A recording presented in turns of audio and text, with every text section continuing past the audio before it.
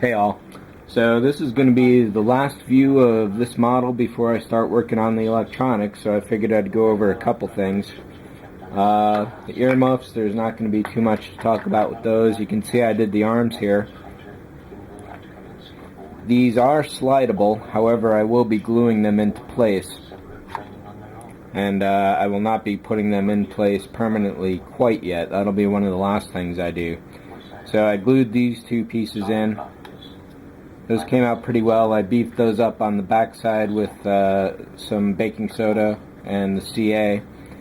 I drilled out these two holes and added these rings around there. So what this is going to be, if that'll show up, this is going to be the master bus for the connectors for the power. Let me get this door out of here. So basically I'm just going to take all the wires, strap them into this, and let that be the power base. The way I'll be displaying this is by attaching it to a wall mount, much like my other 2001 models. So what I'll be doing probably is slicing some hole or a couple holes down here. So this will attach to the wall, and then these will just ride out through that. Hopefully no problems. So I glued this a little bit on here, and I still have to get the semicircles behind there, of course. How I'm going to fill up HAL's eye, I haven't figured out yet. Maybe with a bunch of different fiber optics, or I don't know. We'll see about that. There's plenty of time to think about it.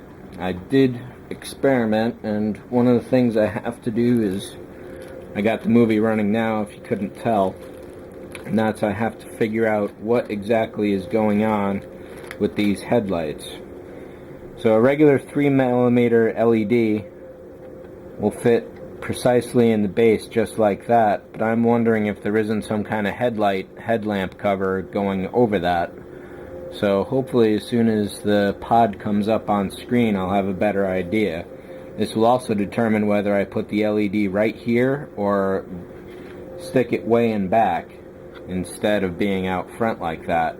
Problem with that is that there's a good ½ inch, maybe more, of just resin right here that sets it too far back potentially. So if I put the LED right there like that, then yeah, you can't even see that from here, but that'll be a test for when I actually power this up and try some lighting on it to see how well the light disperses through the whole thing.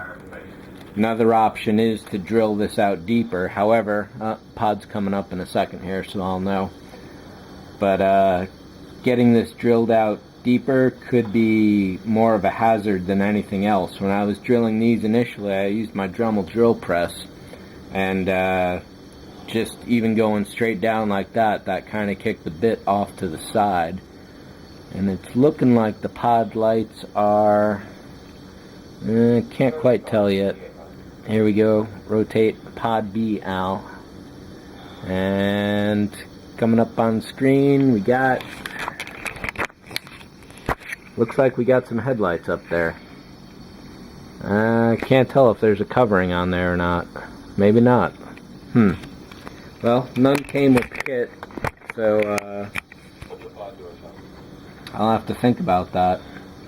But the insides will definitely be painted silver to help amplify the light, and those headlights are definitely yellowish to red tinge. So that means using regular whites, which will turn blue on screen, on the video camera rather, will not work. So I've got some warm white LEDs.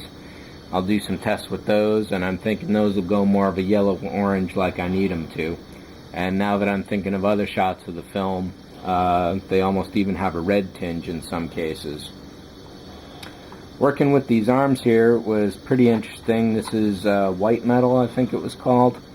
So there were seams going down all the edges, and I had to get rid of them, which was definitely a trick. I didn't quite succeed in all cases, but I got it much better than it was initially. And another thing is, these are very heavy, so for their size, that is. And getting these arms to glue in, I just used regular CA. I didn't know if there was anything else in particular that's perhaps better used for metal and resin. but once that actually tightened up and cured, it seemed to have worked fine. One of the problems I've had is there's a big warp going down the whole thing, so they should be straight, but they're not quite. And if you start bending the metal, you can snap the piece, so that got to be a very difficult process. And this piece here bends down this way, and then it kind of goes back up to give an overall straight effect. So basically I'm just going to leave it as is and hope for the best, because I expect these will warp over time just from their weight. But perhaps just standing up straight like this, they won't warp at all. I'll find out as time goes by. So I think that's pretty much it for this update. Like I say, the next one will start be doing all the electronics and wiring tests and see how that goes. So until then, see you later.